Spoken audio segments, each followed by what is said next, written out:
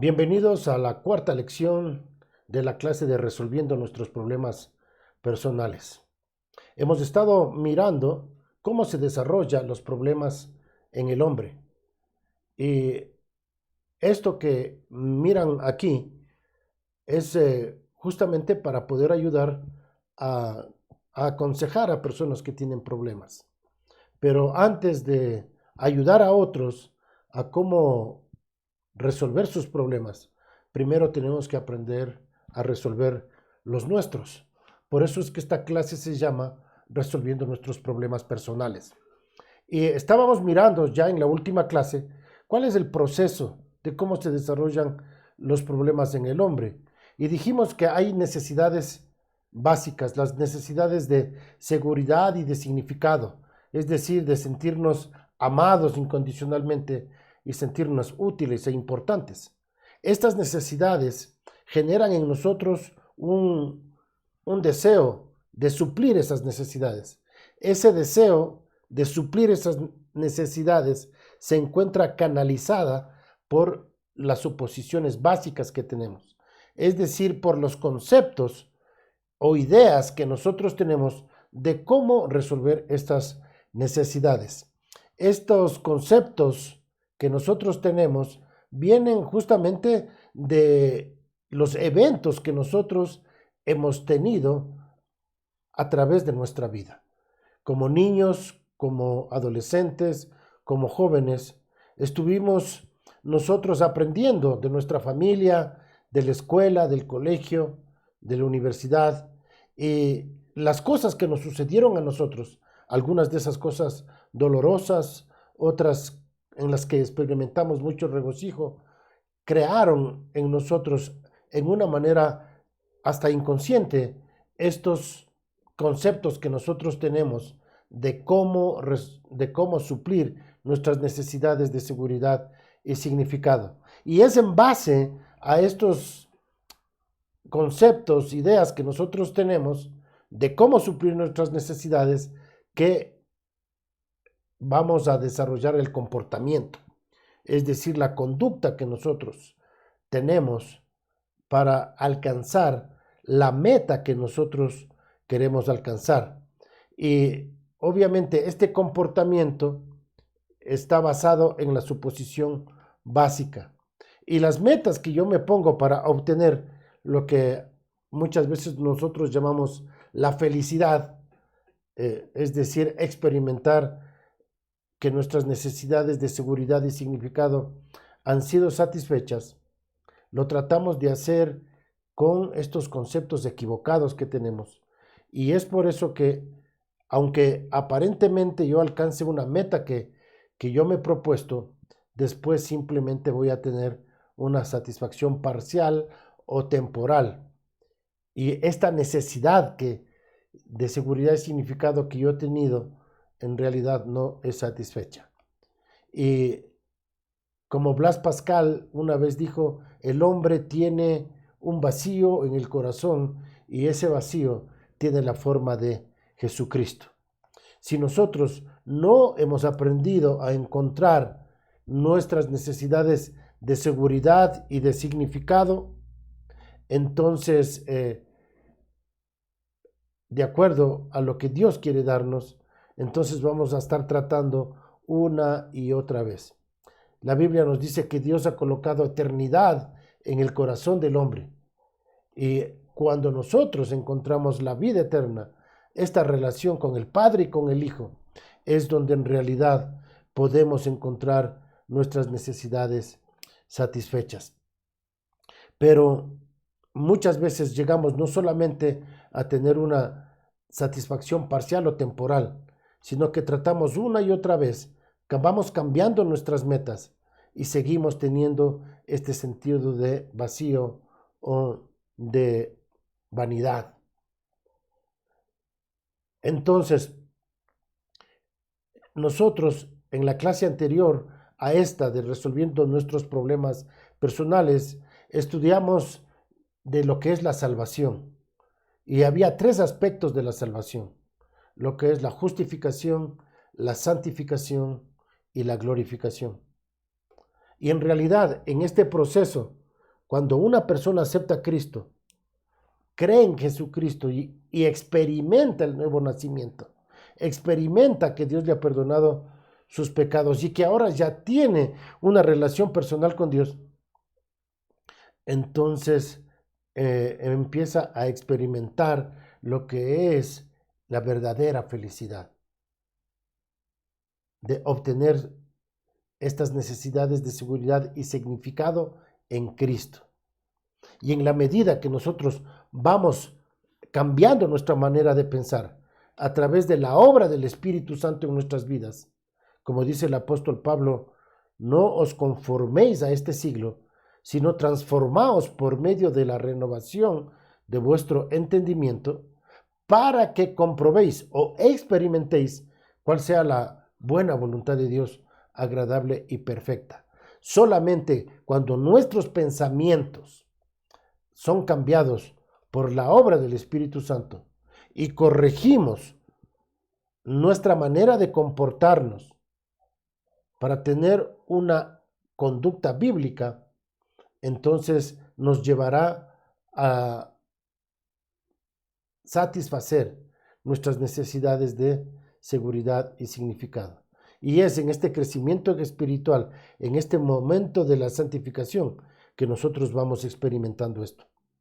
La gente que no llega a experimentar esta nueva vida y la vida en abundancia que Jesucristo nos ofrece, puede llegar a tener una desesperanza existencial y hasta el suicidio. Entonces, hoy vamos a continuar con este siguiente tema de cómo es que las metas que nosotros nos ponemos muchas veces se encuentran con obstáculos. Y en realidad, si queremos entender esto de cómo se desarrollan los problemas en nuestra vida, debemos entender cómo es que estos obstáculos se van presentando en nosotros. Y miramos aquí que el elemento clave detrás de muchos síntomas negativos que nosotros tenemos en nuestras vidas es un obstáculo. Este obstáculo interfiere con el logro de las metas que nosotros nos hemos puesto como individuos para obtener las necesidades cubiertas de seguridad y significado. Y lo que nosotros creemos que no, es indispensable para la felicidad, muchas veces se topan con estos obstáculos. Y vamos a ver 3 tipos de obstáculos que se presentan en nuestras vidas. Tenemos primero las metas inalcanzables. Segundo, vamos a ver lo que son las circunstancias externas que tenemos, que nos impiden seguir a la meta que tenemos. Y tercero, miraremos el miedo al fracaso. Bueno, vamos a mirar aquí cómo es que nuestro comportamiento, nuestra conducta orientada a la meta, muchas veces se topa con este obstáculo de una frustración. Y esta frustración se dan por estas categorías de obstáculos que tenemos. Tenemos 3 categorías de los obstáculos. Tenemos la meta inalcanzable, que produce en nosotros un sentimiento de culpa. Y es cuando nosotros nos sentimos frustrados, porque nos sentimos impotentes. Cosas que nosotros nos hemos propuesto alcanzar, de pronto se vuelven inalcanzables. Y es importante, como ya habíamos estudiado, y les invito a revisar en los videos anteriores, cuando nosotros hablamos de la diferencia entre metas y deseos. Y es súper importante que nosotros entendamos eso. Después vamos a mirar otro de los obstáculos que se nos presentan, son las circunstancias externas. Y muchas veces ocurren cosas en nuestras vidas que impiden, y a veces parecería a propósito, que no nos dejan alcanzar aquellas cosas que nos hemos propuesto. Pueden ser falta de dinero, puede ser porque se rompió una relación, etc. Y esto causa en nosotros resentimiento. Y por último, miraremos cómo el miedo al fracaso se convierte también en un obstáculo para que nosotros podamos alcanzar lo que estamos buscando, y esto produce angustia en nuestras vidas. En primer lugar, miremos lo que son las metas inalcanzables. La emoción principal que resulta de formularnos metas inalcanzables es la culpa. Y aquí vamos a poner un ejemplo.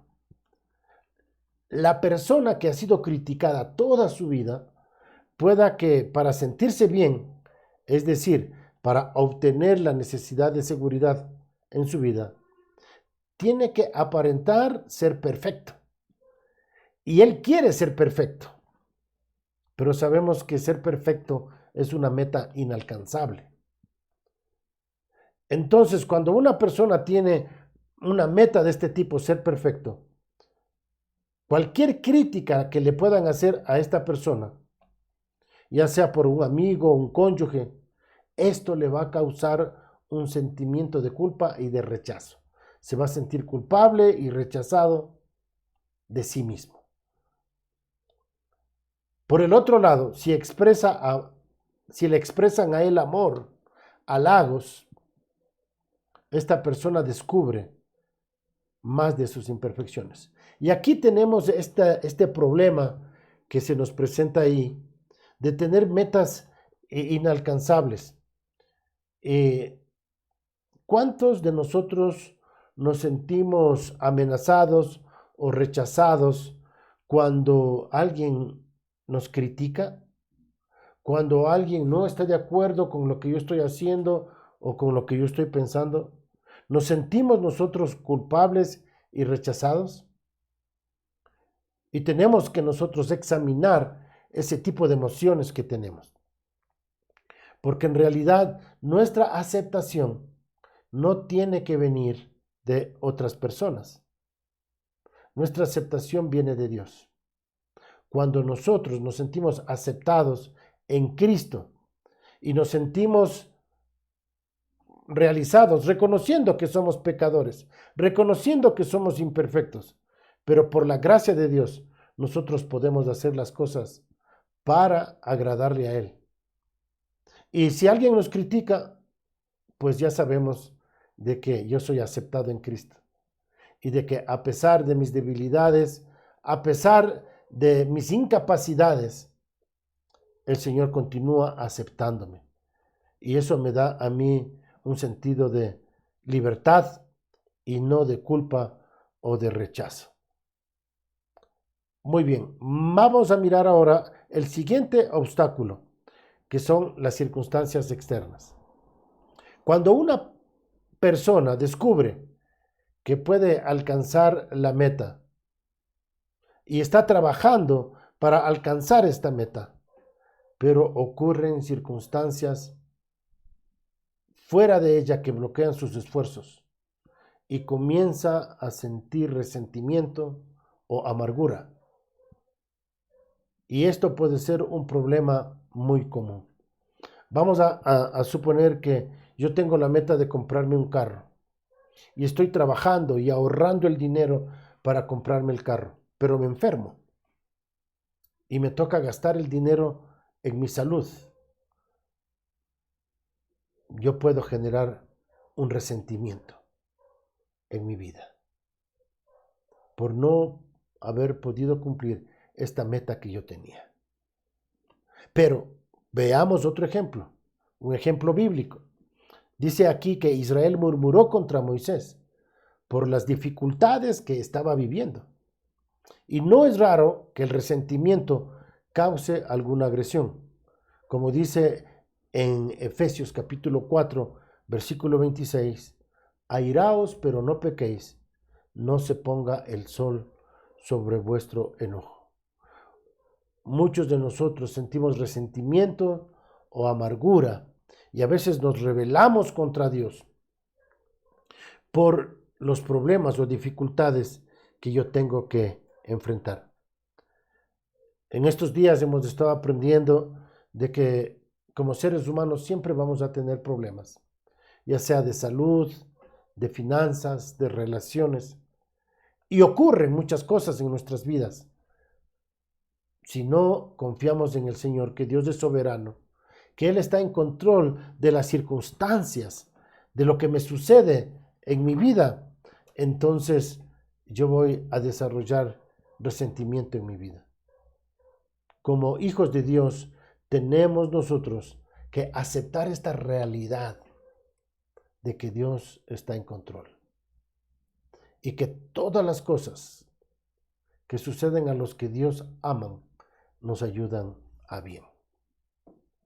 Entonces, vamos a mirar el tercer obstáculo y es el miedo al fracaso. El temor al fracaso es común en los hombres, especialmente cuando se trata de ser padre o esposo. Nos sentimos incompetentes y tendemos a responder con indecisión. Y esto no requiere un resultado malo.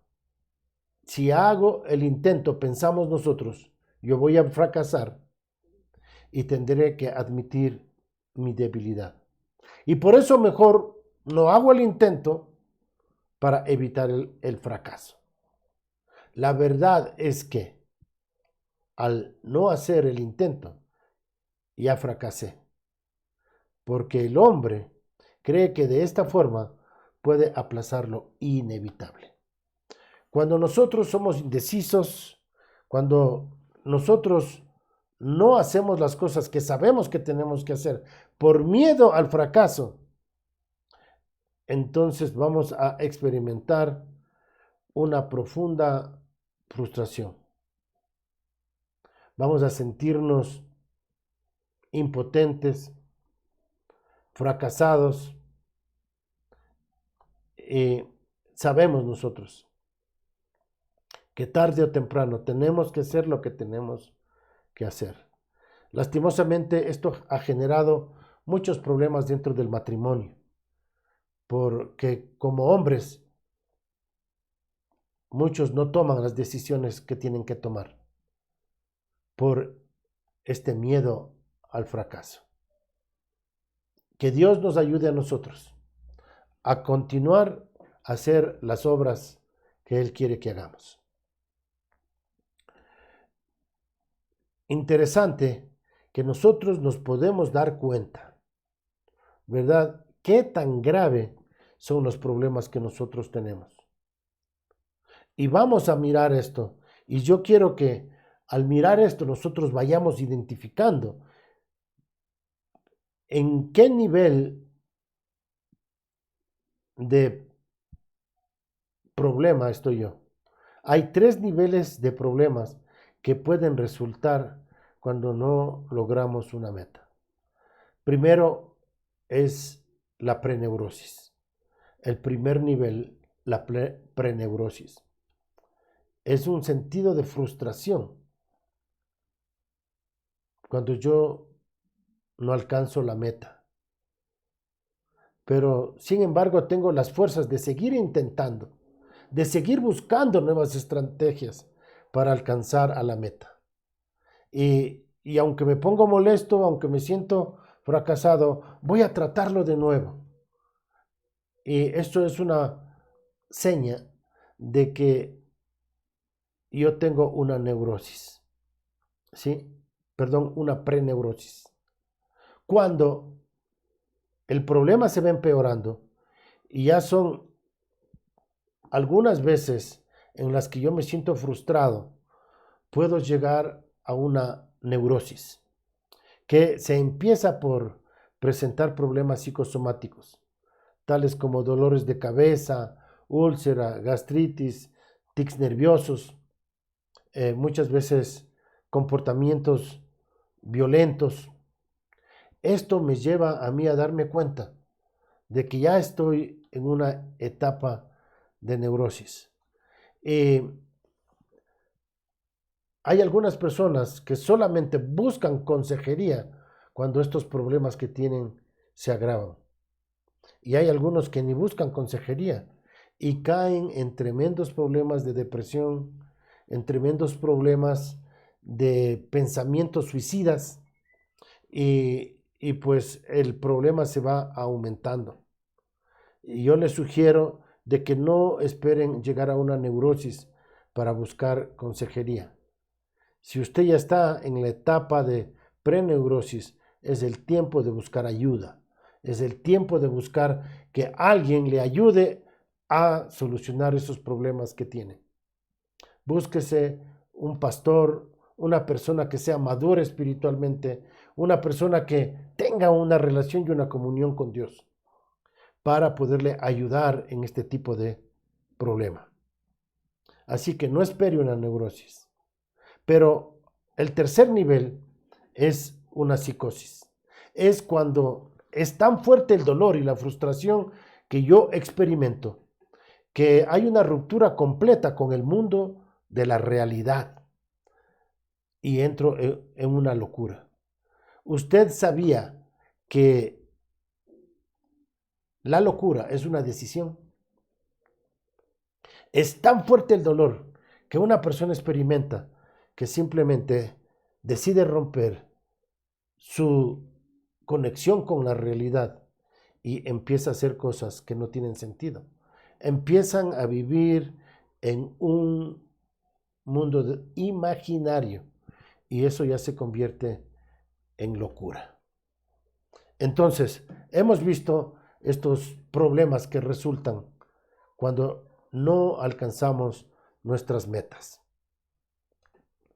Muy bien, ahora vamos a mirar cuando nosotros buscamos ayuda o cuando tratamos de ayudar a alguien.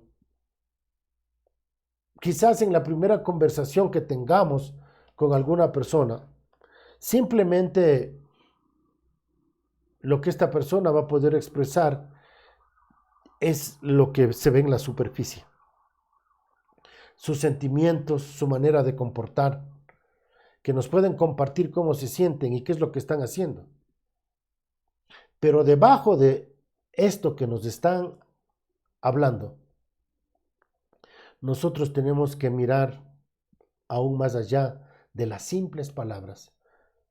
Tenemos que aprender a leer tras líneas lo que nos están diciendo, a identificar ese dolor profundo que ellos están teniendo. Y tenemos que ayudarles a estas personas para que nosotros podamos mirar, ¿verdad?, cuál es en realidad el verdadero problema. Lo que la gente nos está enseñando es simplemente lo superficial. Pero sabemos que detrás de esto, como ya hemos aprendido en el proceso, vamos aprendiendo nosotros que hay pensamientos, emociones, eventos que han sucedido en la vida que ha causado pensamientos equivocados y que la raíz del problema está en estos pensamientos que se han desarrollado y muchos de estos pensamientos están en el subconsciente.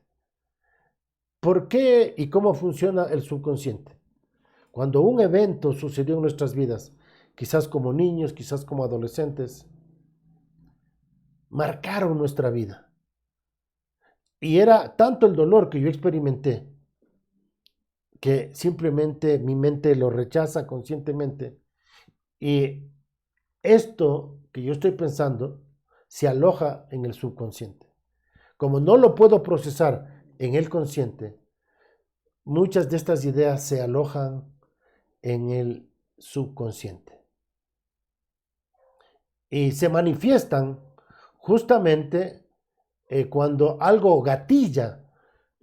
Esto se llama un efecto o un evento gatillador. Aquella cosa que me hace sacar a mí de quicios o me hace perder el control. Cuando yo me enojo, cuando sucede algo yo puedo reaccionar con mucha molestia, con mucho enojo, y me puedo dar cuenta de que hay una emoción inapropiada. Y estas emociones inapropiadas, si yo me pongo a analizar mis emociones, si son inapropiadas, nos indican que hay una banderita roja. Y detrás de esta banderita roja hay conceptos equivocados que están alojados en el subconsciente. Entonces, la manera de ayudarles a estas personas es a poder identificar cuáles son los eventos que marcaron su vida. ¿En qué eventos ellos experimentaron un dolor profundo? ¿O en qué eventos ellos quizás experimentaron algo de felicidad y de gozo y creó en ellos estos conceptos? Entonces, tenemos que ayudarles a las personas a ir a la raíz de los problemas.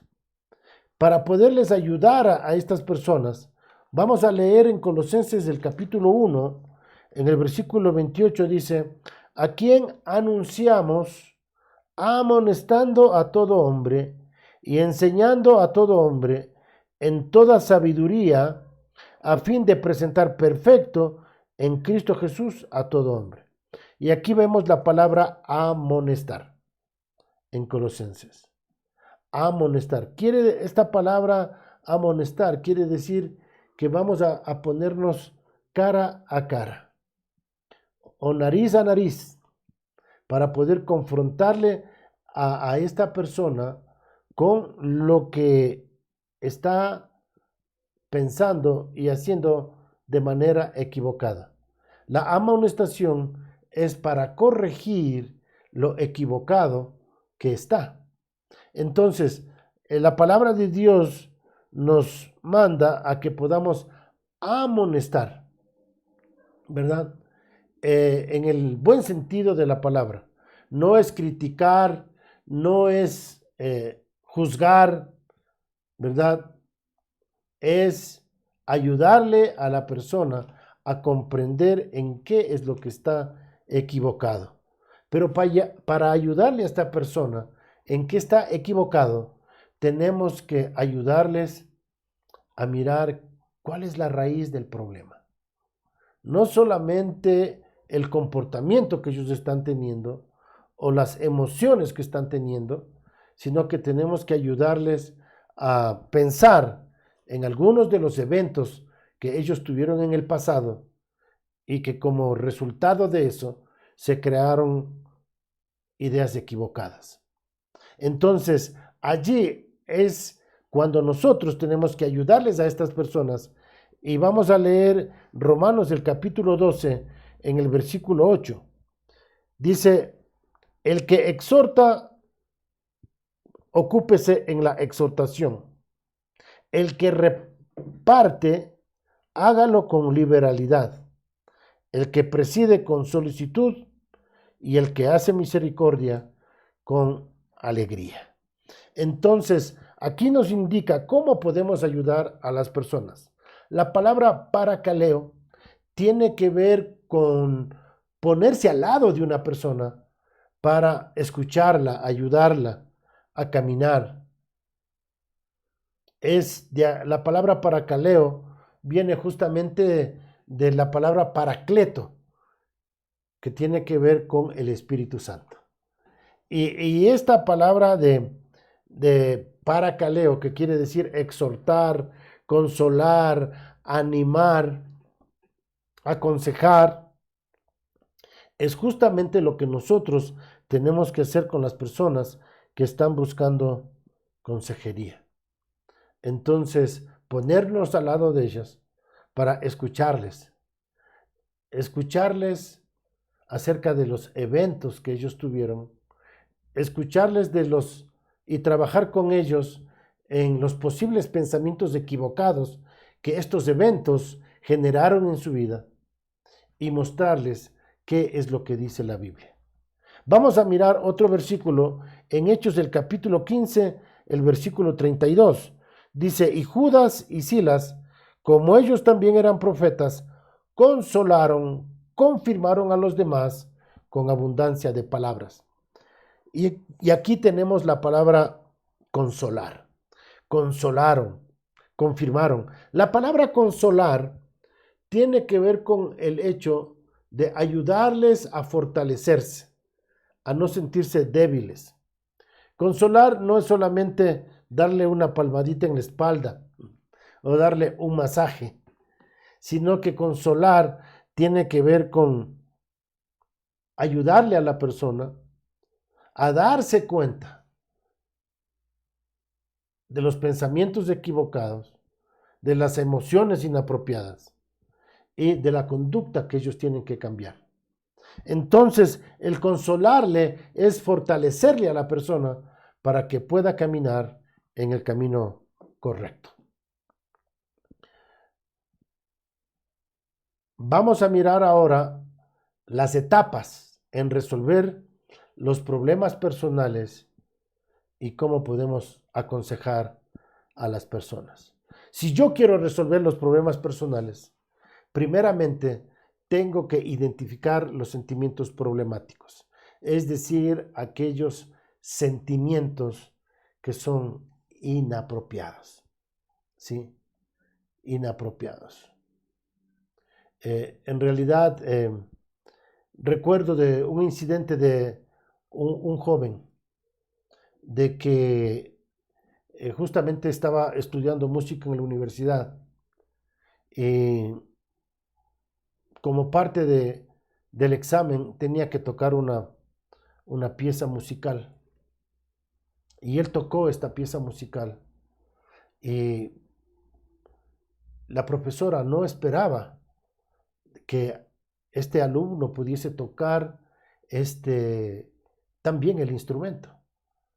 Pero mientras él estaba tocando, él se dio cuenta que cometió un error.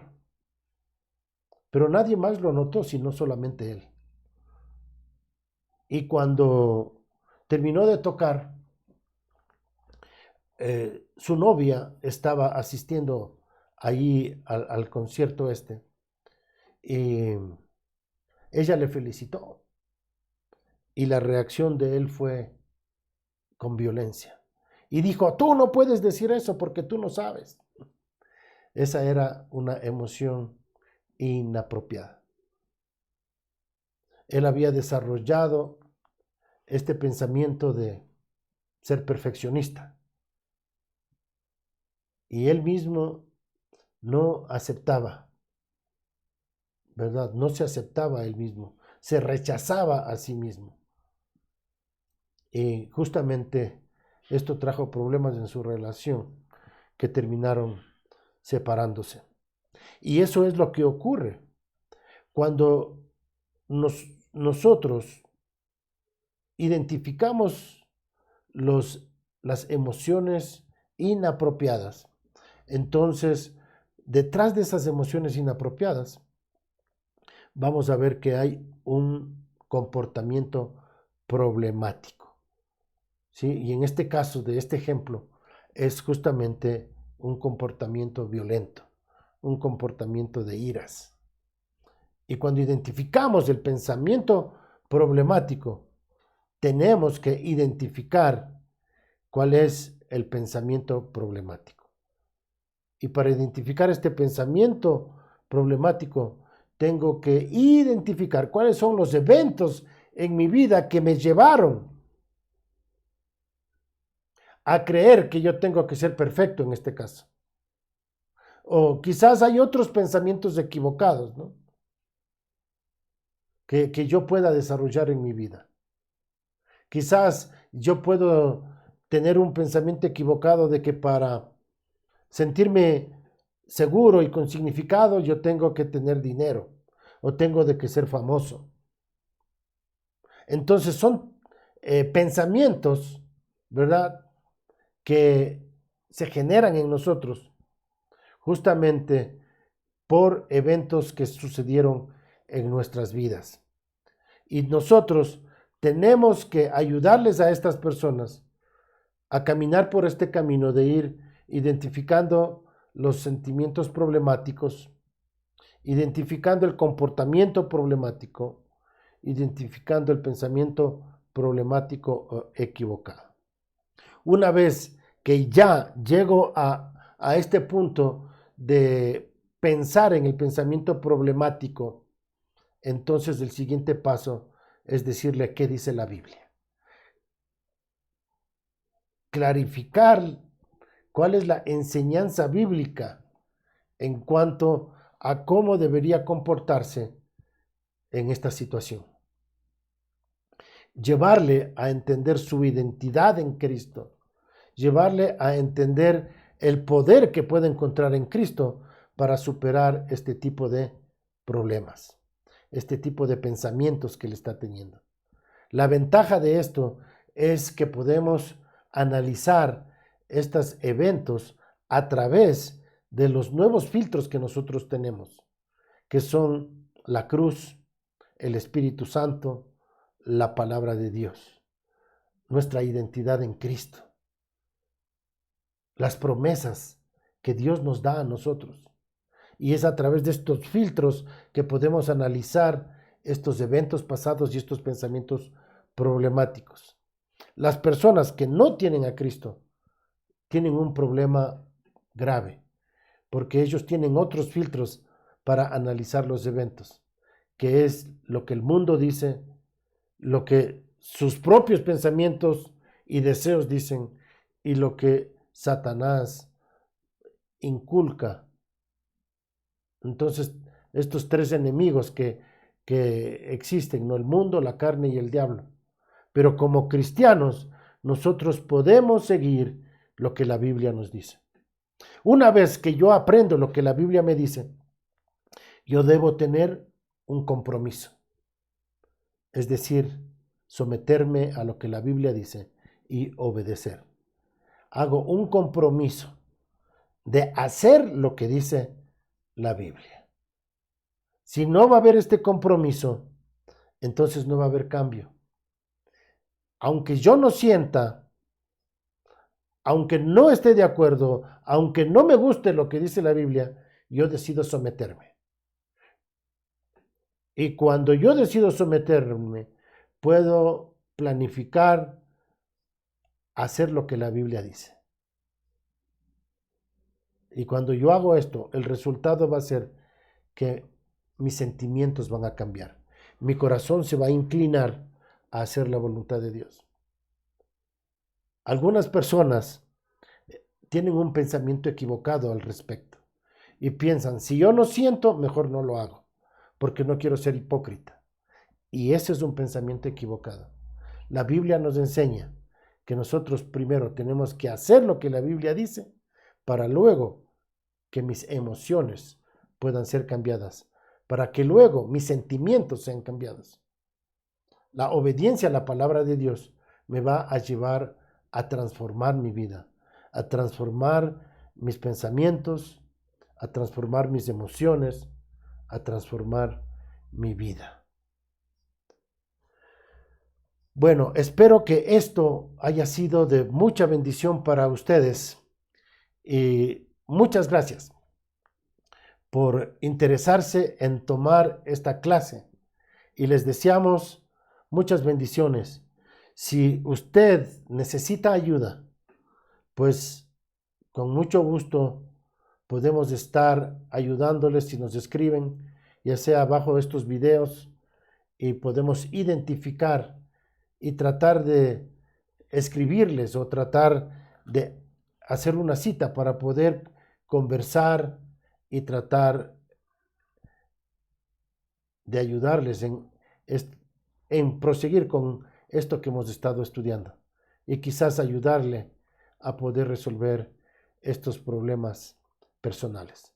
Que Dios continúe obrando y guiando sus vidas.